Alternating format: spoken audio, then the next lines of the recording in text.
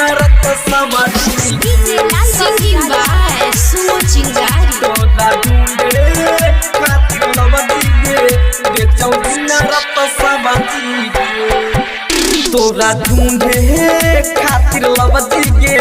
बेचौ दिन रत समाजी गे तोरा ढूंढे खातिर लवजी गे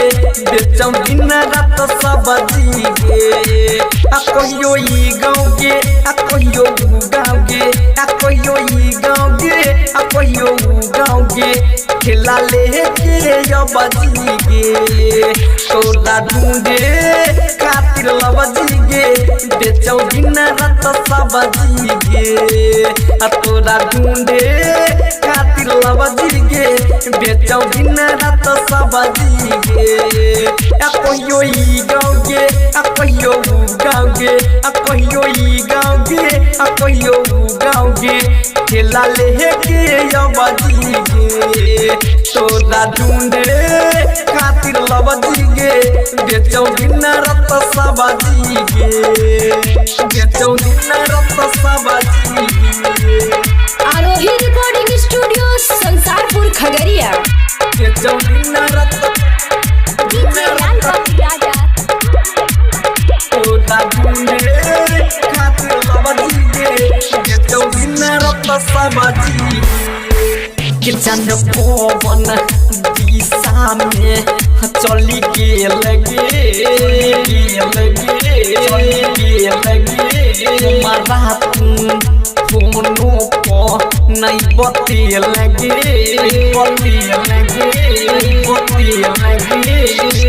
भटको दीवाना तो हो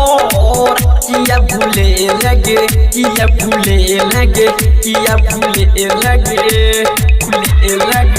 चन पवन दिशा में चली के लगे हमारा फोनो पर नहीं बते लगे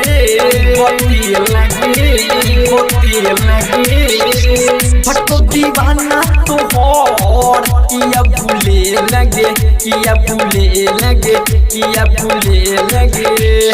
लागै छै रौदा के देहिया जरै छै देखै छौ लवजी गे तोरा ढूंढे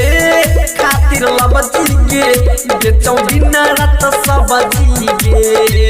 तोरा खोजे खातिर लवजी गे बेचौ दिन रत सबजी गे बेचौ दिन रत सबजी गे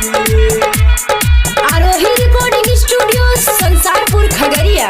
बेचौ दिन रत Singing by Sumo Chingari. तोरा ढूंढे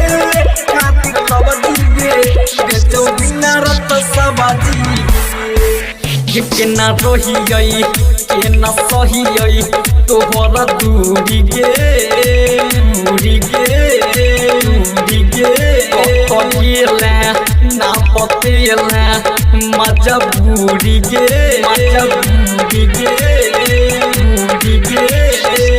फूलो मनी सुनील हान मूरी गे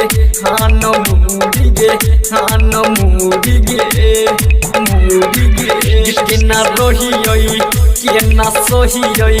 तोहर दूरी गे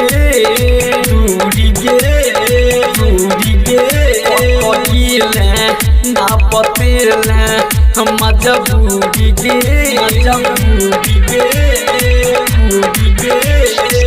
सुन सुनामी पड़े हान मूरी गे राइटर चंदन सुमो चिंगारी खेलै छौ पबजी गे तोरा ढूंढे खातिर लवजी गे बेचौ दिन रत सबजी गे तोरा प्यार में जान लवजी गे बेचौ दिन रत सबजी गे बेचौ दिन रत सबजी गे।